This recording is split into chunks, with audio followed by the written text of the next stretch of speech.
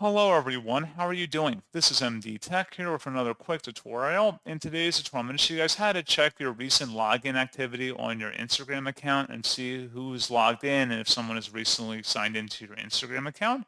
So this should hopefully be a pretty straightforward process here, guys. And without further ado, let's go ahead and jump right into it. So all you have to do is sign into Instagram and select your profile icon in the bottom right corner to open up your profile page.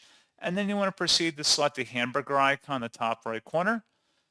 And then you want to go and select the Account Center button on this page.